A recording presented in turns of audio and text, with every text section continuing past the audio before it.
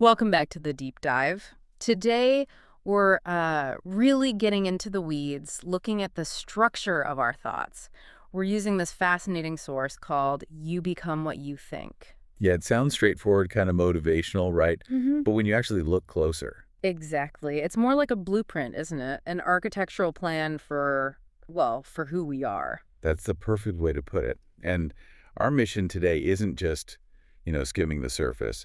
We want to pull out that core psychological architecture. How does that chatter in our heads actually build us? Right. How does it literally construct the person you're becoming?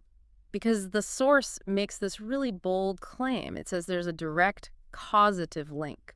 Causative. So not just correlation, but thought causes the outcome. That's the idea.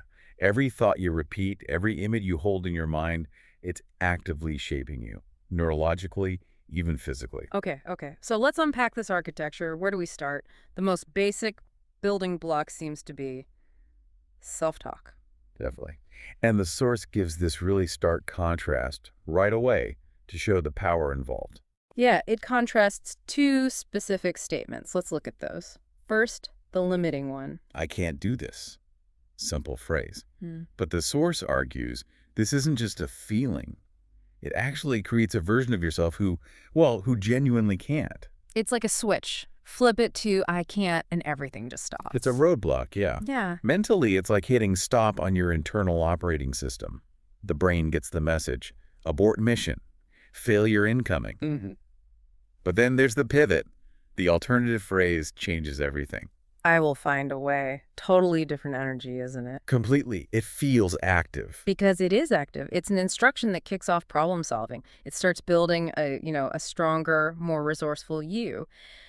And here's the really fascinating part, the mechanism. Yeah, the why. The source says these inner words aren't just thoughts. They are, and this is a direct quote, instructions your brain follows. That's the deep dive insight for me. Instructions. Okay. So why does the brain treat them like commands? Is it about alignment? Like the brain wants things to match up. Exactly. Neurological congruence. If you keep telling yourself, I'm terrible at presentations, your brain immediately starts scanning its database for every time you fumbled a word or felt nervous. And it ignores the times you did okay. It filters them out or minimizes them because it's trying desperately to make reality match the instruction. You are terrible at presentations. Mm. Wow. So thoughts aren't just reflections of reality. They're actively filtering it. They are the filters. So I can't becomes a direct command. Find the failure signals, magnify them, make them real. And this works for everything, confidence, creativity. So those aren't just traits you have or don't have. According to this source, no. They're built thought by thought, instruction by instruction. You're literally designing your own filter. The implication for you listening, it's huge. We worry so much about external programming, ads, news, whatever. But maybe we're the main programmer, issuing commands for failure without even realizing it. That's the kicker, isn't it? How deliberate are we?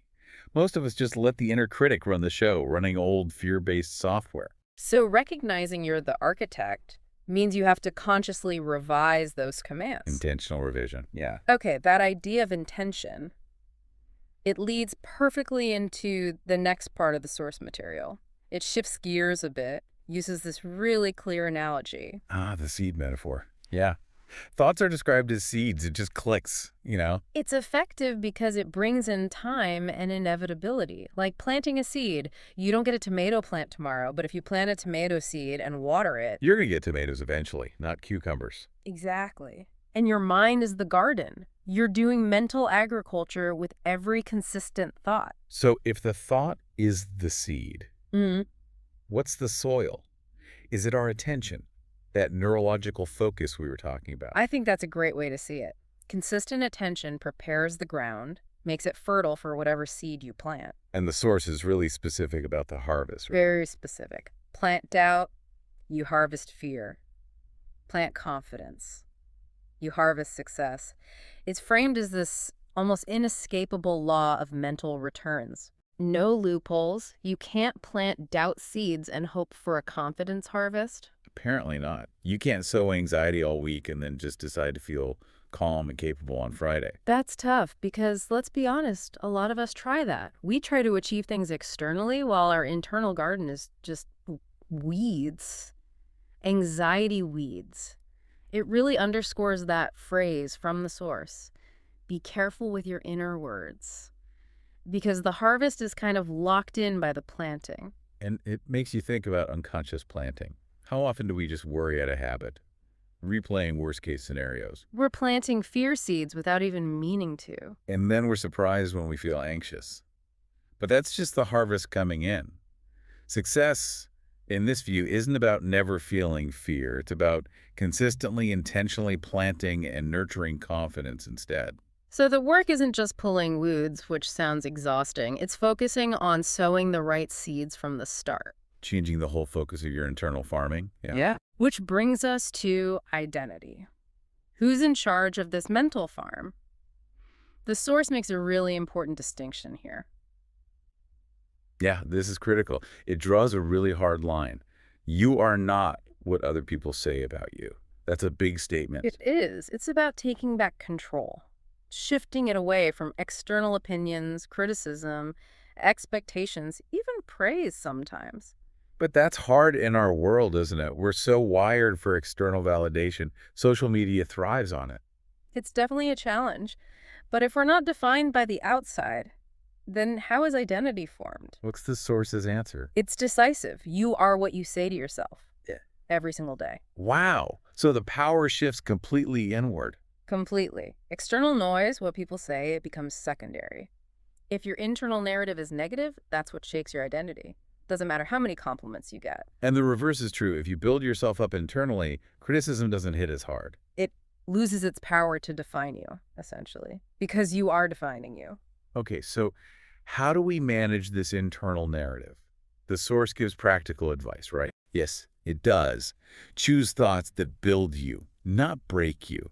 Simple advice, but profound. And speak to yourself like your best friend, not your biggest critic. That one, that's tough. Especially when you mess up. Oh, absolutely. Failure triggers that inner critic like nothing else. It thinks it's protecting you. Don't try that again, you'll just fail. Right. The critic thinks it's helpful. But a best friend wouldn't say you're useless. They'd say, okay, that didn't work out. What did we learn? How can we do better next time? So the internal voice needs to shift from judgment to investigation. That's a fantastic way to put it. Judgment destroys identity. Investigation builds it. Okay, I like that. And that framing helps make sense of the next bit the source gives these specific mental training sentences. Yeah, and they're not just, feel-good fluff. Yeah. They're presented as actual commands, structural commands to overwrite that old default critical programming. Let's look at them. What are some examples? I believe in myself. Or, I'm improving my English every day. Notice the structure there. Present tense. I am improving, not I hope to improve or I will improve. Exactly. Why do you think that present tense is so important? Well, based on what we said earlier, if thoughts are instructions, I am improving, tells the brain to look for evidence of improvement now. Right. Precisely. It forces the brain to find congruence today. Even tiny bits of progress count. I will be fluent someday is passive. It lets the brain off the hook for now. Ah, okay.